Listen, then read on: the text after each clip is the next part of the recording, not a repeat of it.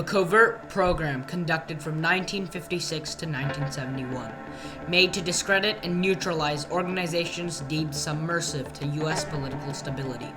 It often used means beyond the law to derail several social movements, like those of civil rights and Puerto Rican independence. How was such an operation allowed in the United States? Why didn't the government do anything? And how did the people respond? Today, we dive in to take a closer look at COINTELPRO, the FBI's secret plan to stop the movement.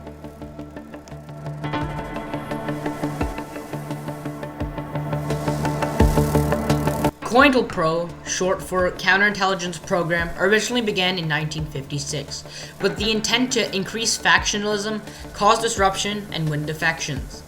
FBI Director J. Edgar Hoover ordered FBI agents to, and I quote, expose, disrupt, misdirect, discredit, or otherwise neutralize the activities of these movements, especially their leaders.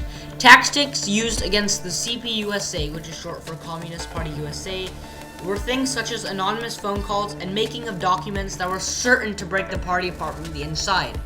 In the same year, Hoover sent an open letter denouncing Dr. T.R.M. Howard. Howard criticized the inaction that the FBI took to solve the deaths of George W. Lee, Vice President of the Regional Council of Negro Leadership, and Emmett Till, a 14-year-old boy who was brutally lynched. The FBI wanted to put down anything that they found went against them, like the formation of the SCLC in 1957. The FBI targeted them almost immediately.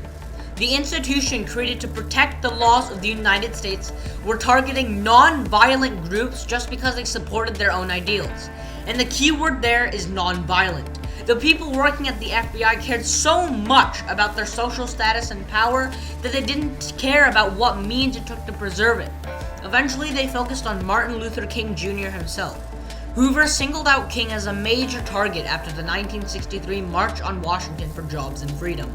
William C. Sullivan, the person in charge of COINTELPRO, wrote, and I quote, "In the light of King's powerful demagogic speech, we must mark him now, if we have not done so before, as the most dangerous Negro of the future in this nation from the standpoint of communism, the Negro, and national security."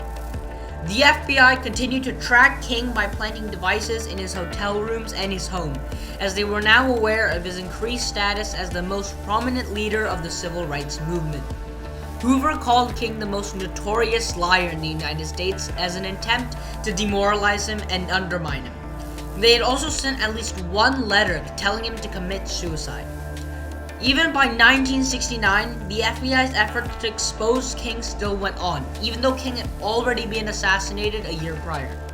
What scares me is the amount of determination that the FBI put into unearthing something about King that would just bring him down and just discredit him. King wasn't a terrorist, and yet he was in the eyes of the FBI.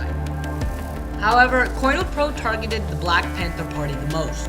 The original purpose of the Black Panther Party was to control African American neighborhoods and protect residents from police brutality. COINTELPRO targeted many of the leaders of the organization. Almost 80% of all actions made by COINTELPRO were targeted towards the BPP, and yet the civil rights movement continued on. COINTELPRO failed in its main target. Instead of completely ending civil rights groups like it was intended to, it rather only provided more reason as to why civil rights laws needed to be passed and why more people should fight for freedom. COINTELPRO only created a delay. It never stopped anything, nor did it diminish the spirits of any person. Eventually, COINTELPRO was discovered in 1971 by a group called the Citizens Commission to investigate the FBI. They burgled an FBI office in Pennsylvania, and they stole important records that discovered COINTELPRO. Though COINTELPRO was over, the fact that the main federal law enforcement of the United States managed to do this without getting caught is still baffling to me, and I hope that it does not happen again in the future.